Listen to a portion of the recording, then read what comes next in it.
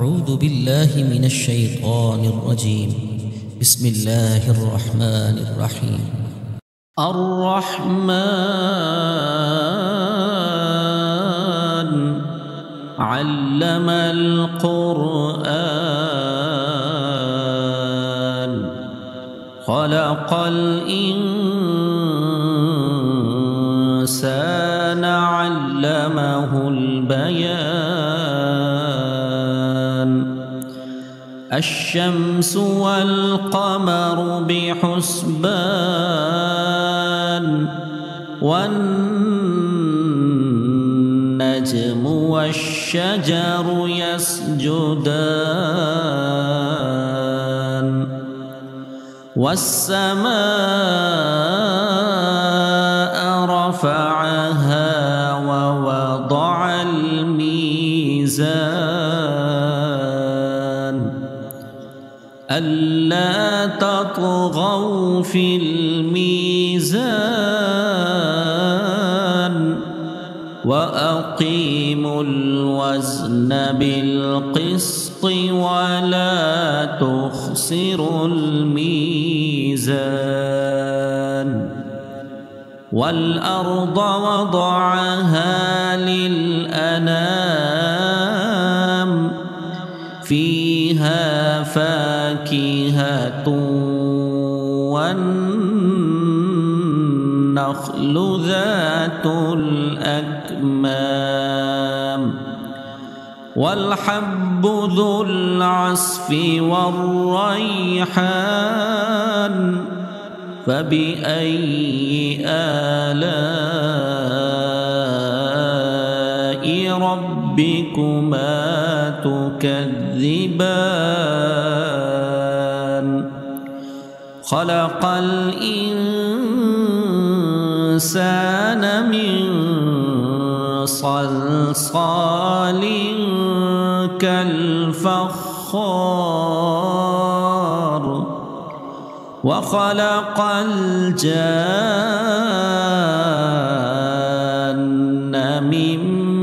مارج من نار فبأي آلاء ربكما تكذبان رب المشرقين ورب المغربين فبأي آلاء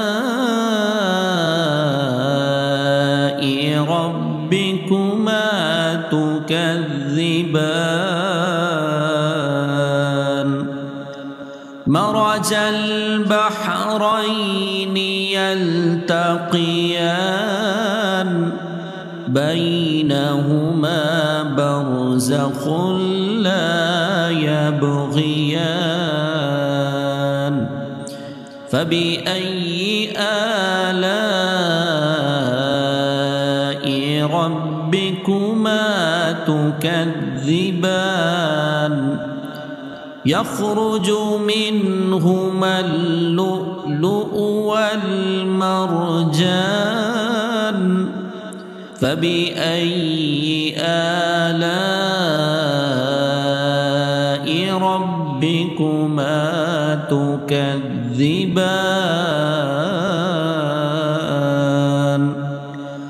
وله الجوار المنشآت في البحر كالأعلام فبأي آلاء ربكما تكذبان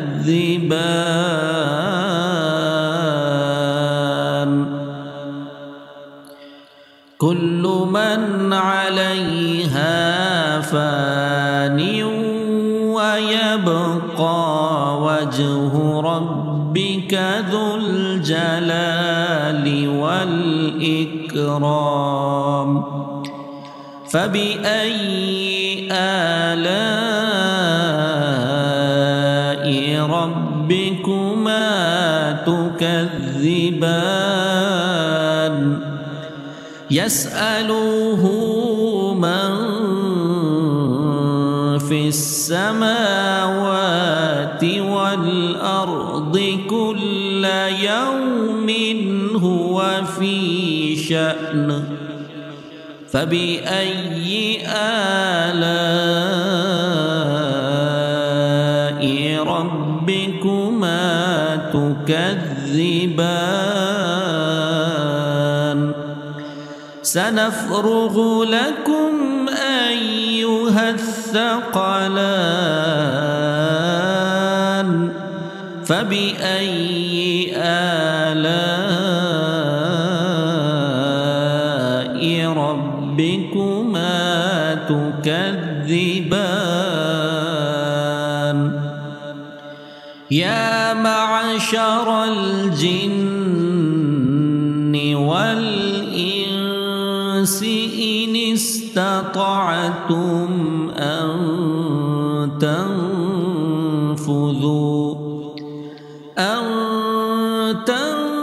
تنفذوا من أقطار السماوات والأرض فانفذوا لا تنفذون إلا بسلطان فبأي آلاء ربكما تكذبان يرسل عليكما شواظ من نار ونحاس فلا تنتصران فبأي آلاء ربكما تكذبان فإذا انشقت السماء فكانت وردة كالدهان فبأي آلاء ربكما تكذبان فيومئذ لا يسأل عن ذنبه إنس ولا جان فبأي آلاء ربكما تكذبان يعرف المجرمون بسيماهم فيؤخذ بالنواصي والأقدام فبأي آلاء ربكما تكذبان هذه جهنم التي يكذب بها المجرمون يطوفون بينها وبين حميم آن فبأي آلاء ربكما تكذبان ولمن خاف مقام ربه جنتان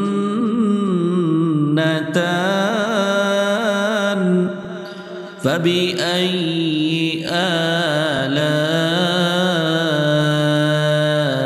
ربكما تكذبان ذواتا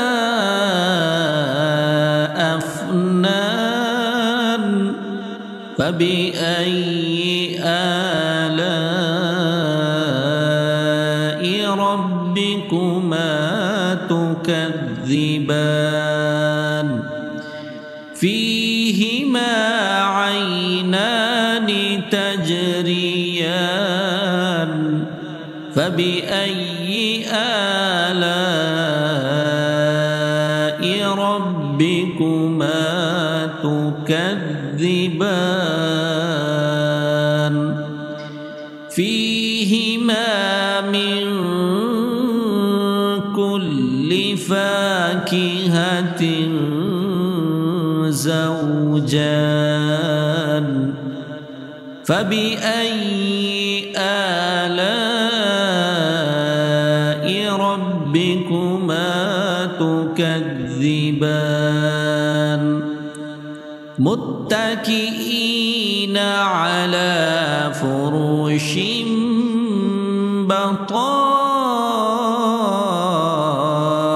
بطائنها من استبرق وجنى الجنتين دان فبأي آلاء ربكما تكذبان فيهن قاصرات الطرف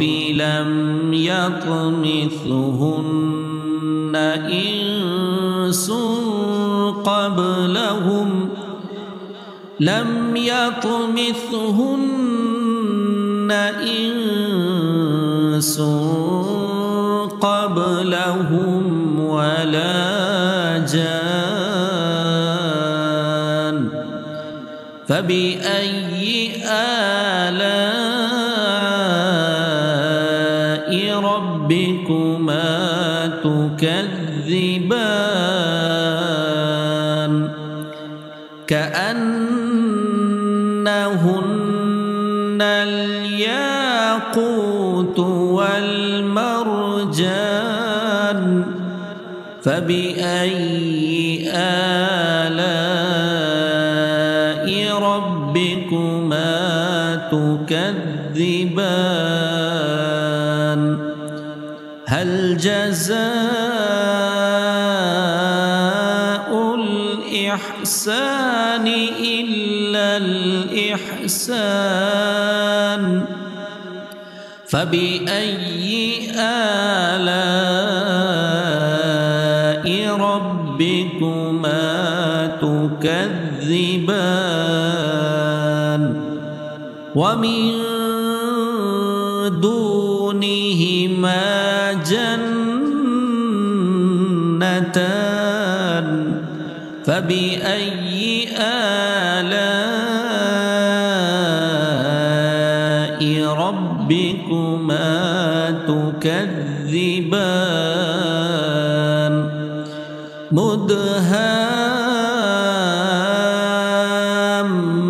مدهامتان فبأي آلاء ربكما تكذبان فيهما عينان نضاختان فبأي آلاء ربكما تكذبان فيهما فاكهة ونخل ورمان فبأي آلاء ربكما تكذبان فيهن خيرات حسان فبأي آلاء ربكما تكذبان حور مقصورات في الخيام فبأي آلاء ربكما تكذبان لم يطمثهن إنس قبلهم ولا جان فبأي آلاء ربكما تكذبان متكئين على رفرف خضر وعبقري حسان فبأي آلاء ربكما تكذبان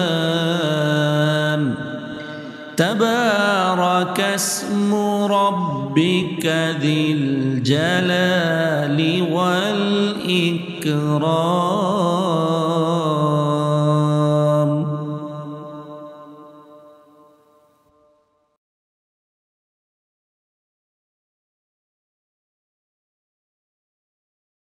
أعوذ بالله من الشيطان الرجيم.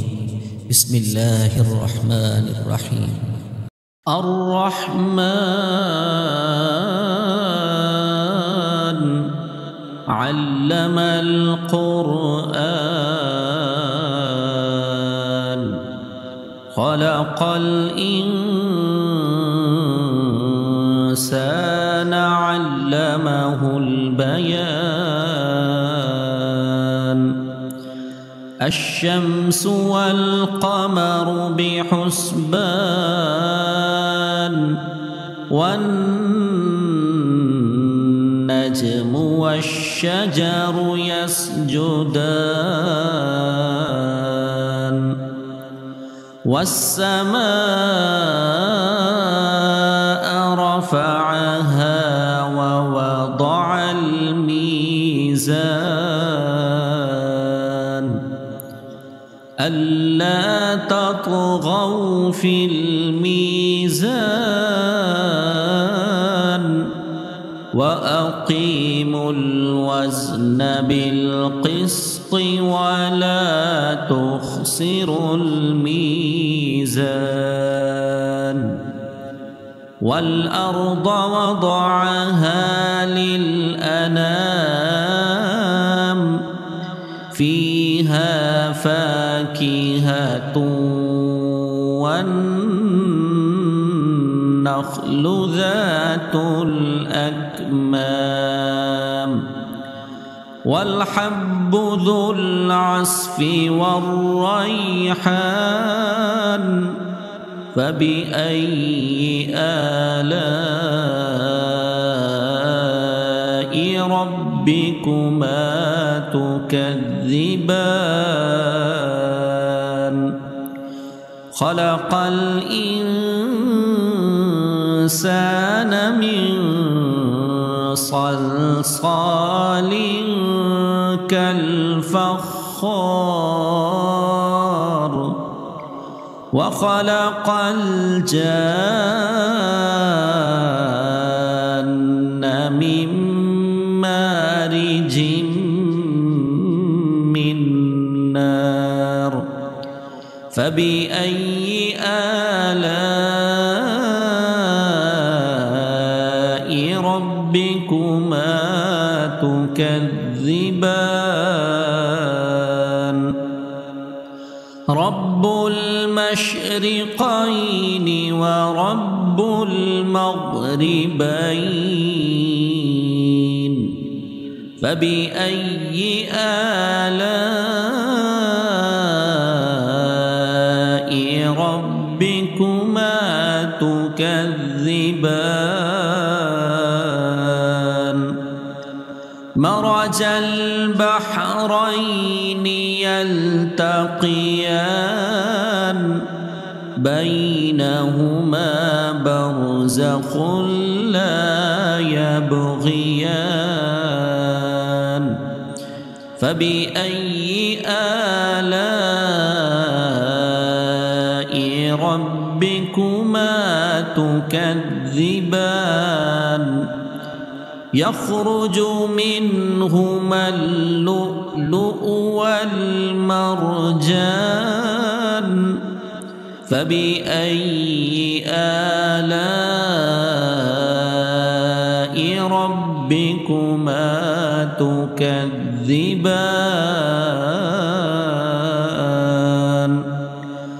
وله الجوار المنشآت في البحر كالأعلام فبأي آلاء ربكما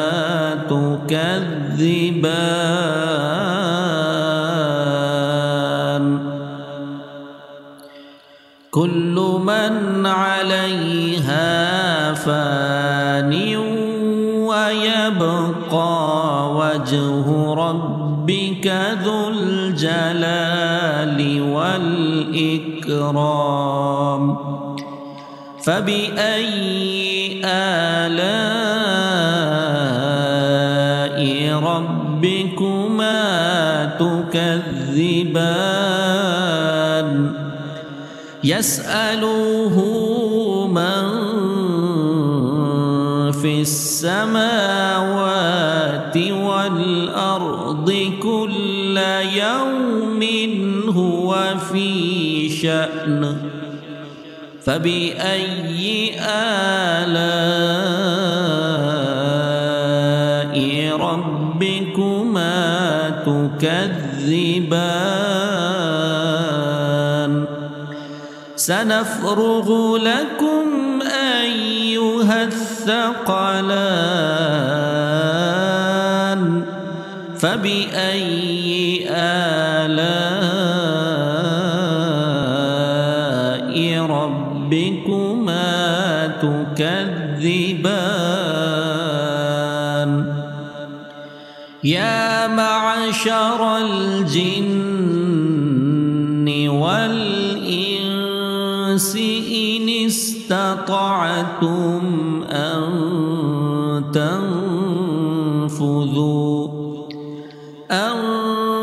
تنفذوا من أقطار السماوات والأرض فانفذوا لا تنفذون إلا بسلطان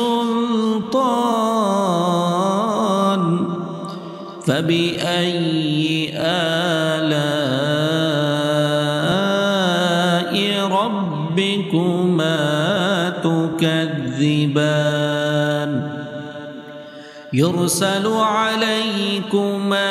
شواظ من نار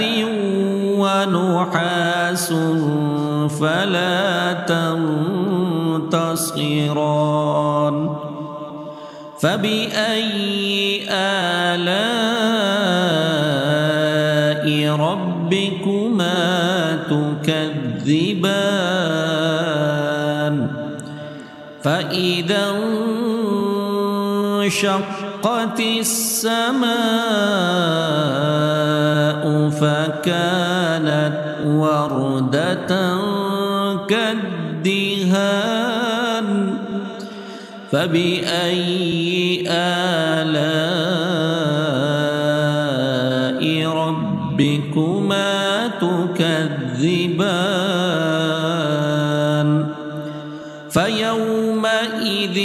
لا يسأل عن ذنبه إنس ولا جان فبأي آلاء ربكما ربكما تكذبان يعرف المجرمون بسيماهم فيؤخذ بالنواصي والأقدام فبأي آلاء ربكما تكذبان هذه جهنم التي يكذب بها المجرمون يطوفون بينها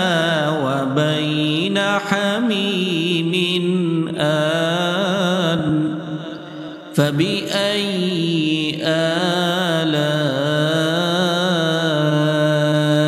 ربكما تكذبان ولمن خاف مقام ربه جنتان فبأي آلاء ربكما تكذبان ذواتا أفنان فبأي آلاء ربكما تكذبان فيهما عينان تجريان فبأي آلاء ربكما تكذبان فيهما من كل فاكهة زوجان فبأي آلاء ربكما تكذبان متكئين على فرش بطائنها من استبرق وجنى الجنتين دان فبأي آلاء ربكما تكذبان فيهن قاصرات الطرف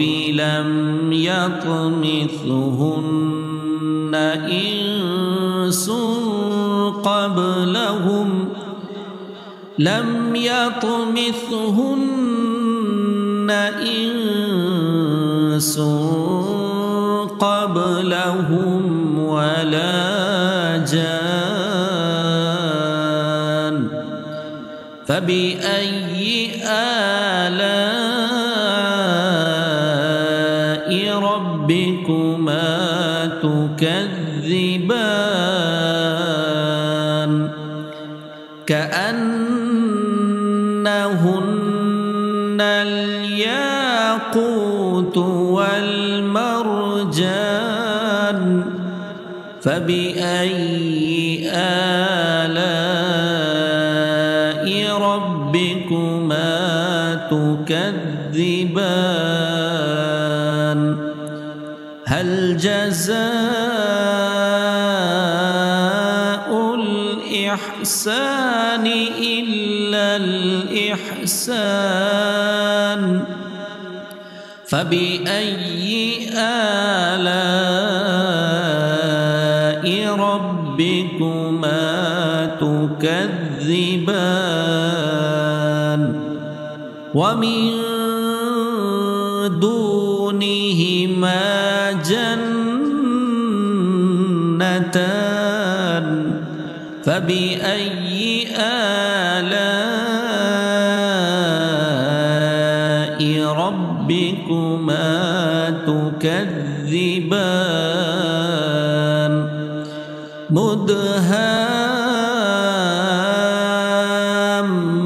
مدهامتان فبأي آلاء ربكما تكذبان فيهما عينان نضاختان فبأي آلاء ربكما تكذبان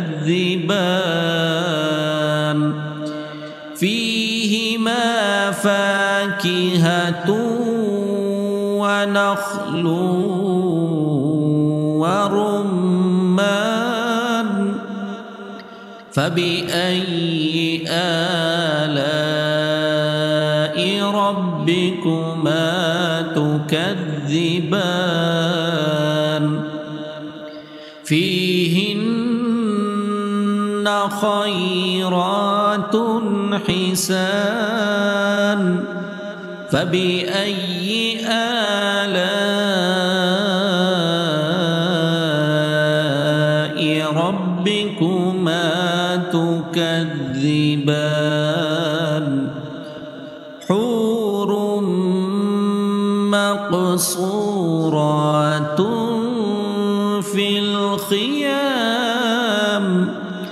فبأي آلاء ربكما تكذبان لم يطمثهن إنس قبلهم ولا جان فبأي آلاء ربكما تكذبان متكئين على رفرف خضر وعبقري حسان فبأي آلاء ربكما تكذبان تبارك اسم ربك ذي الجلال والإكرام